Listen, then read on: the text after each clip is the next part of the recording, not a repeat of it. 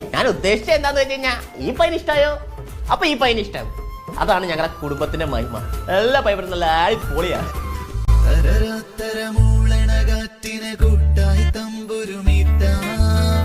കുറി നോക്കണ പൈങ്കിളി ചൊല്ലണതെന്താണെന്നത് കേൾക്കാം.